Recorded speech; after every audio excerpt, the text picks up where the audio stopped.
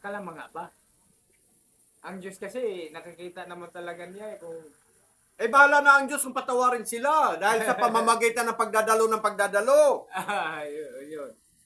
Ang pagpatawad Pero kasi ng dapat Diyos, magiging specific ang Panginoon na hindi ka pwedeng dumalo. Sino ba kasi nagturo niyan?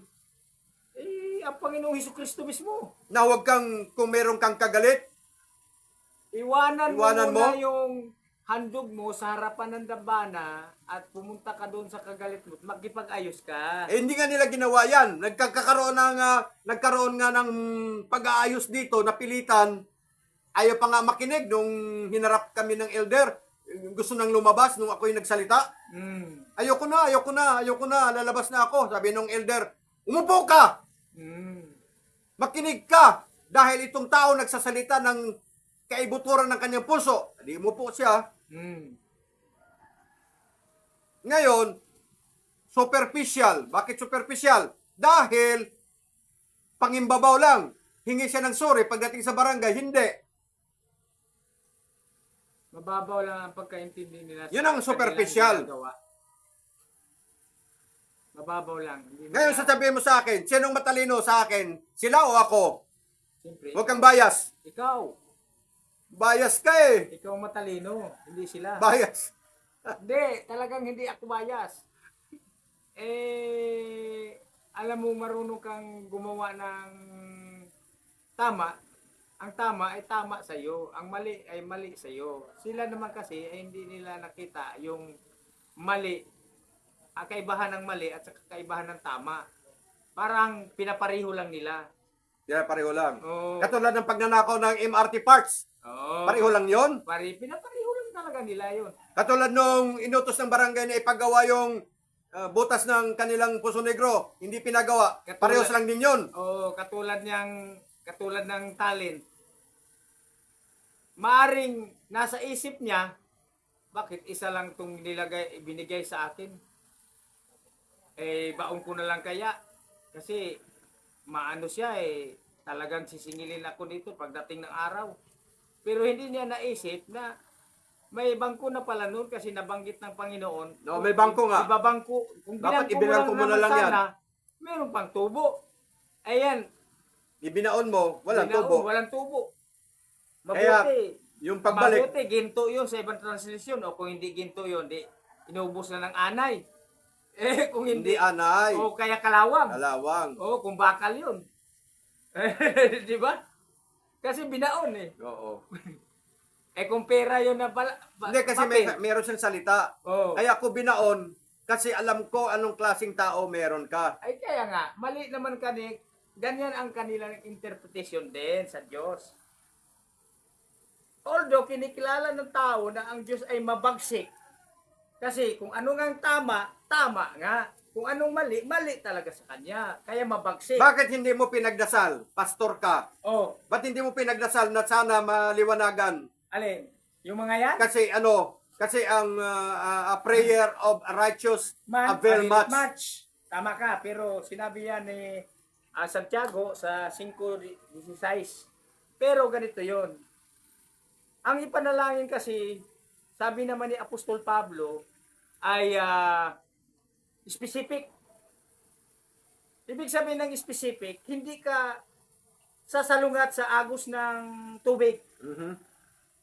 Kasi maanod ka. Ang current kasi ng tubig na yon, pag sinalungat mo, hindi mo kakayanin yan. Malakas ang current. Oo, malakas ang current. Ibig sabihin specific, dadaloy ka doon sa kung saan siya patungo. Ay, ano bang patutunguhan ng panalangin? Di ba maging mabangong samyong handog yan? Kung nung araw pa, para tanda ng kanila sinasagot sila ng Diyos ang kanilang kahilingan, magpausok sila ng kamanyan. Pagka ang usok ng kamanyan ay kumailang lang, ibig sabihin, doon talaga sa Diyos kasi nandun talaga ang Diyos sa taas. Ganun ang ibig kong sabihin. Ngayon, ito, Pastor. Merong mga salita ng mga kaibigan. Bakit ka kasi nagpautang? Imbes na wala kang kaaway, nang dahil sa pangungutang niya, nagkaroon ka tuloy ng kaaway. lumalabas patuloy na one-sided sila kasi ikaw patuloy na nagpautang, ikaw pag sinisisi. Ano karapatin nilang mag-usisa sa yung ganun? Ikaw na nga na dihado, ikaw pang kanilang binabayo. Hindi tama yun. Alam mo, brother, kung may knowledge ang isang manampalataya, katulad ni David, yung kaniyang anak naman, wisdom, ang umiiral kay Haring Solomon. Wisdom, knowledge, and understanding. Oo, magkasama kasi yung gift of the Holy Spirit na yan, pero nagsimula siya sa wisdom. Ang wisdom kasi, kung anong inuudyok ng Holy Spirit, yan ang sasabihin mo. Yan ang gagawin mo. O, di ba? Eh kasi sila, wala pang fruit of the Holy Spirit, wala pang gift of the Holy Spirit. Ano ba ang fruit of the Holy Spirit? Pag-ibig, kagalakan, kapayapaan, kahinahunan. Ganun. Wala talaga. Una, matanda na. Isa naman, bata pa. Pero, narinig nung bata na naniningil ako sa matanda. Dapat, lumapit siya. Lula, may utang ka naman pala. Oh, Dapat bayaran natin yun. ika muna sandali. Tanong ko. Yung apo na yon na nagsabing ganun, yun ba yung humila habang kayo nag-usap? Hindi. Oo, siya. Ay, kaya pala hinila niya dahil hindi niya alam na may utang pala. Hindi, naririnig niya doon sa hearing eh. Ang title ng hearing is Ilang taon Collection po- of Teka. Money. Excuse me. Ilang taong gulang ba yung apo niya na naghila? 30, mga around 30, ganun. Eh, may edad na wala eh. Kala ko batang-bata pa. Ay, bawal sa barangay yun pag bata pa. Oo nga. Naman. Hmm. Bawal talaga makapasok dun sa loob ng lupon. Humingi ng tawad, pumunta doon sa church at sabi papasama daw siya sa nagsumbong pa doon sa diakono, hingi daw ng tawad ba daw magalit ako. Ang mababaw nga ang pagkaintindi nila. Ano ba sila? Mga ilang taon pa lang sila nag-ate ng gawain. 13 years. Oh, ang tagal na pala. Alam mo, Ako 2 years pa lang. hindi sa tagal naman talaga, pero hindi namumunga. Hindi ng namumunga, Diyos- no? Ayaw ng Diyos na hindi namumunga eh. Hindi namumunga, no? Oo. Oh my God! Hindi ka namumunga! Ay, naku, Diyos ko po. Wala kang fruit of the Holy Spirit. Wala eh. Walang bunga pa ganun. Alam mo kung bakit ko sila sinisingil? Ay, Dahil ako- sinisikil nila ako. Oo. Alam mo ba yon? Leverage lang. Alam mo yung leverage? Pinangtapat ko lang. Dati hindi ko sila sinisingil. Hmm. Pero nung ginipit nila ako, this is one way or another, na maningil ako. Dahil pinaalam ko sa kanila, ginawan ko kayo ng complete affidavit sa City Hall. Ako ang naglakad. 2 beses ako, 3 beses ko pabalik-balik. Wala kang ibinayad sa akin. Ang ibinayad mo lang, yung pamasahe ko lang. Hmm. 3 beses pa yon. Ngayon, hindi ka nagbayad sa serbisyo ko. At ang sabi ng brother, na kapag ikaw kumuha ng isang manggagawa, na isang pobre, inaasahan niya na siya ay tatanggap ng sahod dahil meron siyang pamilya na pinapakain. Tama, mali? Hmm. Naintindihan mo yon? Opo. Yung taong hinire mo sa pagtatrabaho, inaasahan niya na siya ay sasahod dahil ipapakain sa kanyang pamilya. Tama. Tama? Oo, inasahan talaga. yun. Inasahan. Hmm. Hindi nga ako nakatanggap eh. Hindi ako nakatanggap. Pero naayos ko yung problema. Ngayon, dahil ginigipit nila ako, ginugulo nila ako, sinisingil ko na sila ngayon. Hindi na nagbabayad. Hmm. Isa yung dinagdag ko. Ngayon, kung bakit lumaki, umabot ng 2 million, dahil pumunta na ako sa barangay ng hindi lang, mga siguro, isang kaso, 4 na kaso yon, 3 beses. Punta ako sa Malacanang, punta ako sa DOJ ng Paura, punta ako sa DOJ ng Antipolo. May pamasahe ba? Wala. Siyempre. Oh, so dapat ba akong humingi ng danyos? O dapat, Damage? dapat. Dahil hindi sila nagpakita. Oo, eh, Ngayon, meron akong mga kapatid na nakikinig. Magbigay kayo ng comment dito sa sinasabi ko. kaya hindi hinuhuli dahil matanda na. Walang tinatawag na contempt of court sa mga Hindi. matatanda. Hindi ganon. Hindi hinuhuli pero may civil obligation nga. Pero yung bata na sumugod sa akin dito, hindi 'yon excuse na teamwork sila eh. Mm. Sila yung teamwork, Oo. teamwork sila, ano ka ba? Tama, tama. Teamwork sila kasi pumunta siya sa bata. Puntahan mo nga si Edgar, sitahin mo sa ginagawa niya. Nangaangkin ba siya ng lupa? Ito naman yung bata. Pumunta na, inaangkin mo ba itong lupang ito? Ayaw ba ito? Sabi ko, hindi.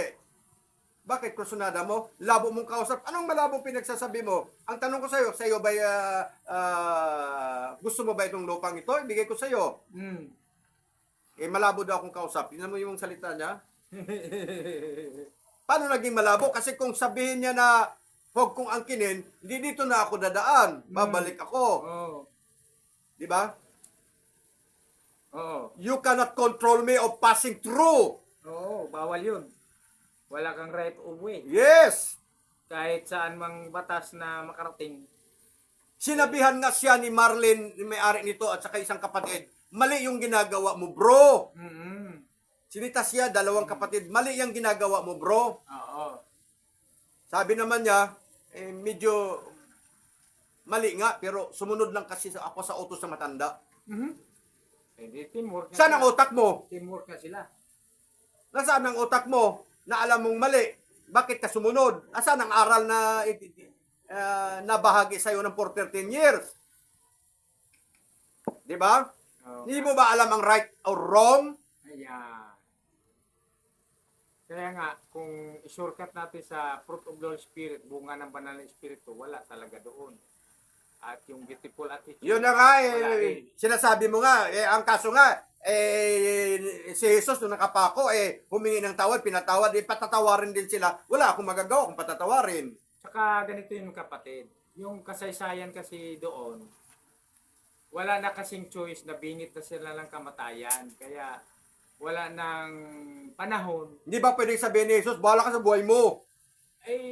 Ginawa mo yan eh. At saka, isa pa, Panginoong Diyos kasi yung kaharap nila. Hindi kasi tao lang na pangkaraniwang katulad natin. Iba yun. Paano na, hindi tayo pwedeng maging kalibel doon sa tagapagligtas dahil tayo ang nililigtas. Tapos ililibel tayo doon sa humingi ng tawad sa Panginoong Diyos. Pinatawad. Natural Diyos yun eh. Tayo din, hindi naman tayo Diyos na So hindi natin patatawarin. yun na nga, pinatawad na rin kahit papaano kasi sumunod ka rin.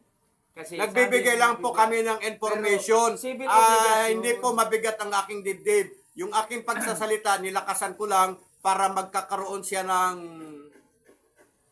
emotion. Dagdag na aral. At saka sana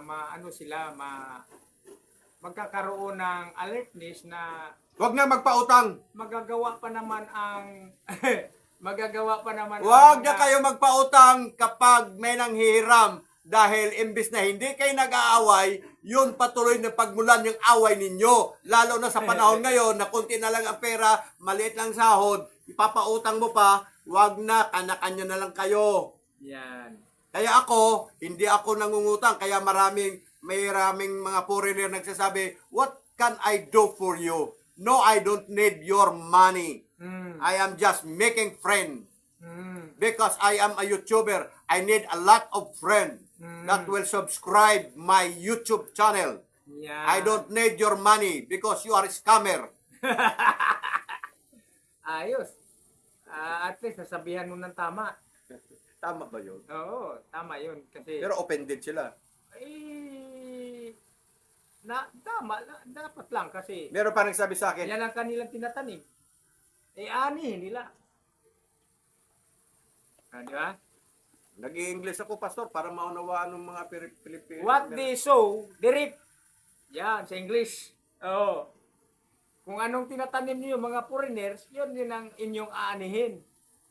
What you sow, you reap. Yo, di ba? O ano, simpleng English lang yun. Oh, yeah. Pero hindi lahat ng it's- foreigner ganun. That's right. Oh. That's right. Okay. So ayan po so nagbigay na po si Pastor Tony Laguren na isang pastor at isang bishop na regardless of religion mangyari kasama ko lang siya dito dahil sa aming teamwork ng paggawa ng content. Opo. At gusto ko rin naman siyang magiging kasama para merong interaction pagdating sa biblical sense. Whether, kasi kung halimbawa, dating daan ako, iisa lang ang turo na natanggap, baka magkakaroon ng conflict of understanding, Conflict of interest. dahil sa ang turo iisa, tapos pinag-awayan natin, di ba? Hindi naman, kasi Hindi, pag halimbawa dating daan ka at ako'y dating daan, at kapag merong isang topic at hindi tayo magkaunawaan, hindi maganda. Dapat pag hindi tayo mature, ganun talaga. Pero mature kasi tayo, noon pa, year 2000, dahil nangunguna kami sa iba't ibang mga religious leader, pinangunahan namin sila through the values, formation, hindi sa anumang religious or conflict of interest, hindi ganun. Tayo naman kasi, pagdating ng araw, hindi naman tayo tatanungin ng Diyos doon sa kabilang buhay kung anong relihiyon natin dito. Ang atin lang, dahil may relasyon tayo sa Diyos, siyempre, kung saan ang Diyos, doon din tayo pagdating ng araw. Okay. Ang sitwasyon ko ngayon, Pastor, ipasa Diyos, papatawarin, magiging tahimik, bahala na ang Diyos. Ako ngayon, hindi makapag sa iyo kasi respeto ko lang sa karapatan ng tao. Karapatan mo rin yun. Ikaw ang magsasalita. Basta pinaliwanag natin sa inyo pareho, sa nakikinig at ikaw, kasi ayaw nating maging bias. Kung anong tama, tama. Kung anong mali, mali. O ano, okay pa sir? Brother, kuya, may tumawag? Hindi, may nag-message. May nag-message. Oo. Ang sabi? Okay bro? Ay, 20 katao pa lang daw. Listado dito, 20 katao susustong sumama. Gusto nila sumama. Sino yun? Okay bro, tanong ko sa iyo, ang iba kong kasama wala pa passport. Gusto nila ang office na lang maglakad para daw madali. Wala namang problema. Bro, tanong ko, pwede ba ang PSA nga birth to follow na lang ang PSA, okay lang ba? Siyempre, pag kumuha ng passport, hindi ito palo yan. Actual yan. Oo, dapat may PSA. Sabi, oo, hindi pwedeng tupalo ang PSA. Wala ng passport ngayon na, kasi nasubukan kong kumuha ng passport eh. Kailangan talaga may PSA. Okay? So, Pastor, sinagot ko lang yung nag-text sa akin na yung mag-a-apply, mga 20 katao pa lang daw sila. Pero ang unang sinabi sa akin, 30. Ngayon, ulitin ko ulit, nagbigay lang po kami ng koro-koro. Koro-koro. Mga Kasi kaibigan. koro-koro na kung saan, pero ito'y batay sa Biblia. Batay sa Biblia, tama po. Koro-koro namin with our own understanding. Kasi pastor is a graduate of theology. And I am not. Pero I have learned Word of God from different people. Yes. Now I gathered all the words and I accept it, and all the bad words I don't accept. Amen. Tama dahil sa Tagalog, kung ang mga mabuting salita tinanggap ko at inilagay ko sa aking kaisipan, at ang hindi mabuti ay Iwaksi. iwaksi. Iwanan. Iwanan. Maraming salamat po mga kaibigan. Shalom. Ang kapayapaan, kayusan, kalusugan, kasaganaan, at ang katagumpayan ay lagi nating kamtan. Salamat po. Salamat sa iyong po. pagkakilik. Salamat.